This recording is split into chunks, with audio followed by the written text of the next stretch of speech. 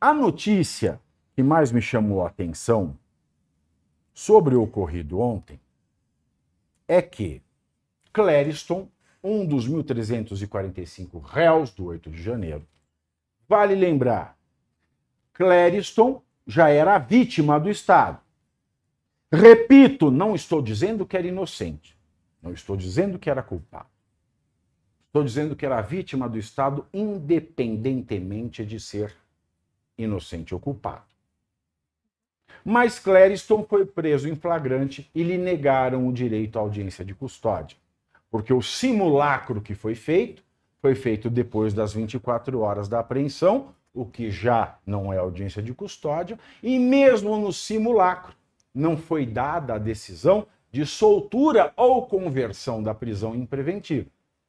Foi feito um relatório e mandado ao ministro Alexandre de Moraes.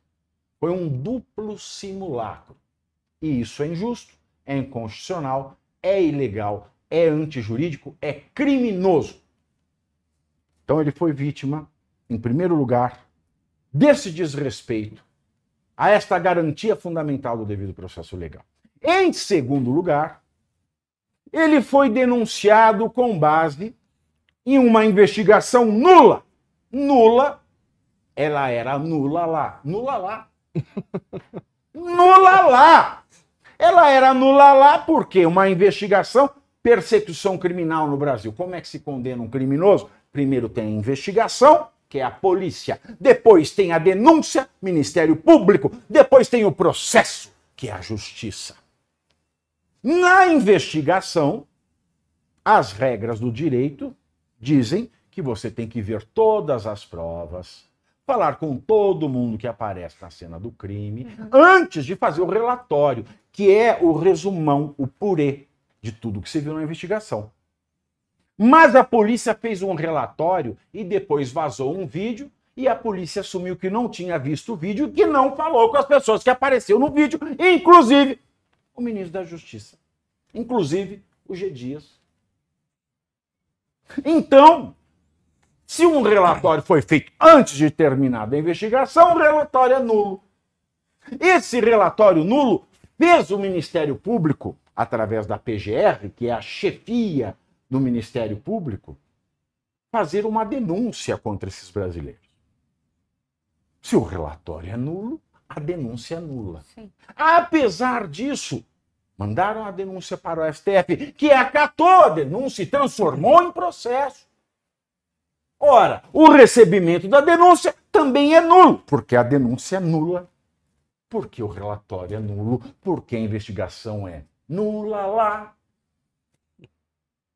Porque a nulidade, ela não se torna, ela não faz uma coisa válida, ela é nula sempre. Ela é uma cicatriz que não se apaga. Essa é a nulidade. E, aliás, vale lembrar, uma das razões pelas quais Lula concorreu à eleição e ganhou foi em razão de nulidades processuais na Lava Jato. Então, a nulidade vale para um, não vale para outro. Bom, ele era vítima disso também. Então, vítima de uma prisão política ilegal, vítima de uma denúncia nula. Em terceiro lugar, Clériston era vítima porque ele foi negado o juiz natural, porque ele não tem foro privilegiado. Perfeito. Ele é um cidadão comum. E uma súmula do STF diz: só podem ser julgados os cidadãos comuns em primeira instância no STF quando algum dos denunciados tiver foro privilegiado. Mas aí o STF diz: não tem investigado ainda com foro privilegiado. Não. A súmula fala de denunciado. Não pode ser investigado, tem que ser denunciado. Se não tem denunciado com foro privilegiado, ninguém poderia ter sido denunciado como se tivesse foro privilegiado. Foi negado o juiz natural. Foi negado assim o direito de habeas corpus, porque tem outra súmula que diz que não se dá habeas corpus de prisão decretada por ministro do STF, também lhe foi negado o segundo grau, o duplo grau de jurisdição, o direito de recorrer. Que ele vai recorrer a quem? Depois da decisão do STF. E também lhe foram negados outros direitos do devido processo legal, porque os advogados não tiveram acesso à integralidade da investigação, não tiveram tempo hábil a apresentar suas sustentações, foi-se feito através de vídeo, ninguém viu esses vídeos. Logo, ele é uma vítima do Estado. Era um preso político. Mesmo que ele seja o maior dos culpados, mesmo que ele tenha arrebentado, cagado na mesa, feito o diabo, ele era vítima do Estado. Claro isso? Claro isso. Preso estava, preso político. Em agosto, os advogados do preso, que faleceu ontem, em razão do agravamento da diabetes e da hipertensão, pediram para que ele cumprisse uma pena alternativa provisória, a prisão domiciliar, tornozeleira eletrônica, porque ele estava mal de saúde. A PGR leu, falou, não, tem razão. E no dia 1º de setembro, falou, não, nós estamos de acordo. Mandaram para o ministro Alexandre, que nunca analisou o pedido. Ele foi procurado, o ministro Alexandre, pela CNN, mas não se manifestou. Ora. Ele não é de não se manifestar? Estranho. Estranho. Porque ele não é uma pessoa lacônica, que mantém a aura da instituição. Ele sempre fala, mas ele preferiu não se manifestar. Pediu laudos médicos de lá da Papuda. Para quê? Se Inês é morta. Exatamente. E o fato é que, tendo Clériston morrido nessas circunstâncias, isso me leva à seguinte conclusão. De acordo com a lei, não é de acordo comigo, é de acordo com a lei, é de acordo com a lei. Em primeiro lugar, senhores, o ministro Alexandre de Moraes tem responsabilidade por isso? Tem. Por que é que tem? Porque no Código Penal, o artigo 135 diz: deixar de prestar assistência, quando possível fazê-lo, à pessoa inválida ou ferida ou em grave e iminente perigo, que era o caso dele. Pena, detenção de 1 a 6 meses ou multa. Parágrafo único. A pena é triplicada se ela resulta em morte.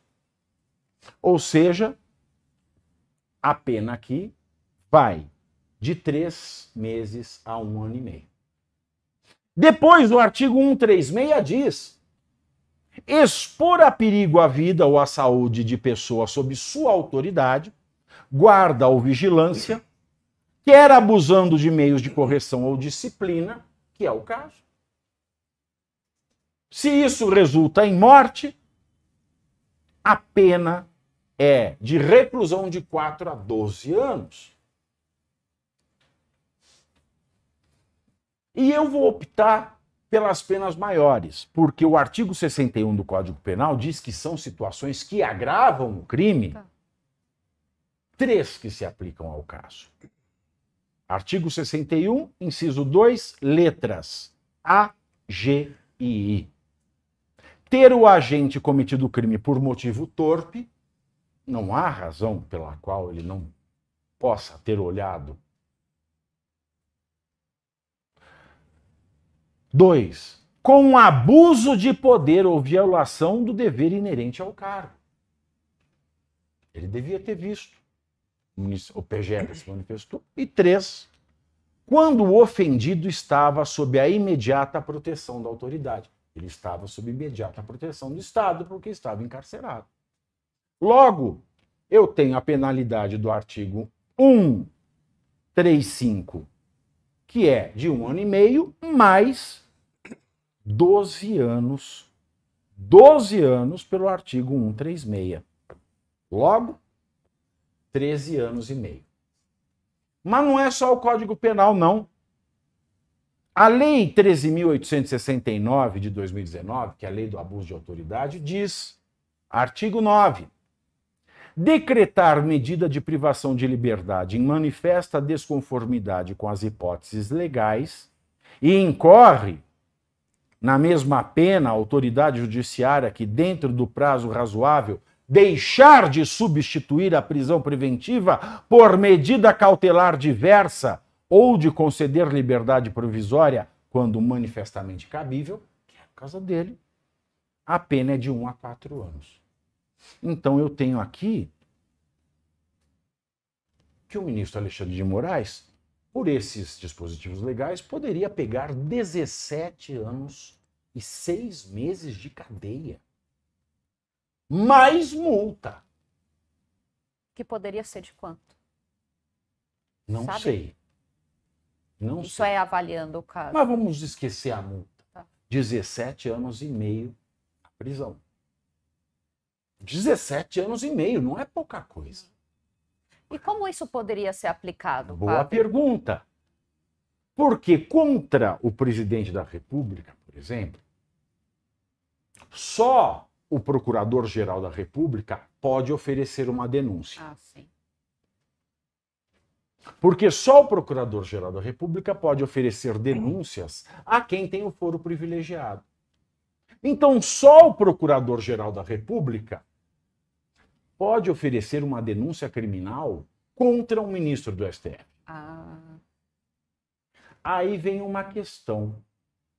Tem uma jurisprudência do STF, que foi até 2015, inclusive é de relatoria do finado Teori Zavascki, que diz: das ações em que o Supremo Tribunal Federal funciona como primeira instância, não se aplica a regra do Código de Processo Penal, e tem uma regra no Código de Processo Penal que diz: se o Ministério Público não oferece a ação penal, que ele que tem que oferecer, a ação penal pública, o privado, a vítima ou os seus herdeiros podem fazer em substituição uma ação penal privada.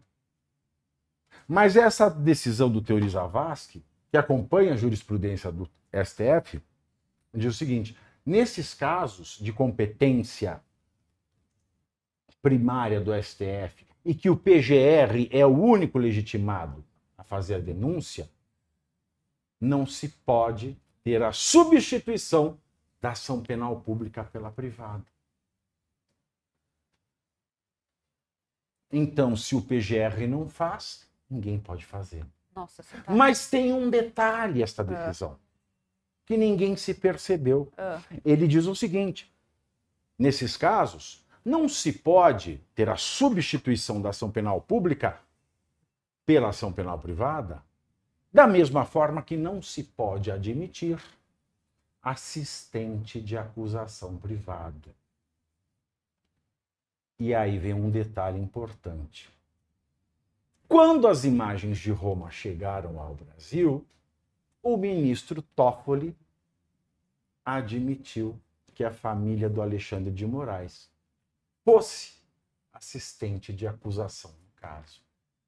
Logo, se eles romperam com a jurisprudência, também deve ser possível que a família de Clériston, diante da inércia da Procuradoria-Geral da República, promova diretamente uma ação penal contra o ministro Alexandre de Moraes, pedindo a sua condenação em uma pena que poderia chegar a 17 anos e 6 meses. E eu já me prontifiquei a ajudá-los se eles quiserem, se não tiverem advogado. Porque isso que aconteceu é inadmissível. E não só o Estado e subsidiariamente o próprio ministro tem a responsabilidade civil de sustentar a família do falecido, calculando-se aí a expectativa de vida que ele teria, e pagar uma pensão mensal, fora os danos morais pela perda do ente querido. Essa é a análise resumida do que eu falei hoje de manhã.